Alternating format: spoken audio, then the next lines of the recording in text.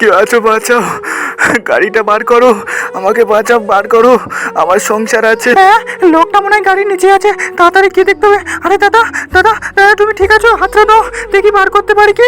হ্যাঁ, এ তো বেরোচ্ছে না, এখন আমি কি করবো দাদা? আমি তো মেয়ে ছেলে, কোনো ছেলেও নেই, কাউকে দেখা পাচ্ছি না যে বাঁচাবে তোমার। দেখি কাউকে ডেকে আনি। কে আছো? আরে এখানে ধোঁয়া বেরোচ্ছে, মনে হয় অ্যাক্সিডেন্ট হচ্ছে। হোক কি বাবা, লোকের কাজ। কেউ আছো? আমার কথা শুনতে পাচ্ছ? এখানে অ্যাক্সিডেন্ট করে শুয়ে আছে, গাড়ি সব আস্তে করে চালাবে না, রানিংয়ে চালাবে, অ্যাক্সিডেন্ট হবে না, থাক এখানে পড়ে। দাদা দাদা, গাড়ি থামো দাদা, ওখানে একটা লোক আমার গাড়ির নিচে পড়ে খুব রক্ত তো মুখ হয়ে আছে, চলো বাঁচা। যত সব মেয়ে ছেলে গাড়ি চালাতে পারবে না, গাড়ি নিয়ে রাস্তা বের করে, হটো এখান থেকে, হটো। দাদা, লোকটা অনেক গরিব ঘরের লোক, ওই ইনকাম করে খেতে পারবে না, চলো ওকে বার করবে, দাঁড়াও না। আরে দাদা দাদা দাদা দাদা, দাঁড়াও প্লিজ, তোমার দুটো পায়ে পড়ছি, দাঁড়াও। আরে মেয়েটা এইভাবে গাড়ির সামনে কাজ কেন? আরে ও বোন, তোমার কি হয়েছে? গাড়ির সামনে এইভাবে বসেছো কেন? হ্যাঁ, কি হয়েছে বলো। দাদা, আমি ওখানে একটা অ্যাক্সিডেন্ট করে ফেলেছি, লোকটাকে বাঁচাবে, চলো না, হয়তো ওখানে গাড়ি পড়ে কি বলছো? ওখানে তাড়াতাড়ি চলো, লোকটা ঠিক আছে তো? আরে দাদা দাদা, তুমি ঠিক আছো?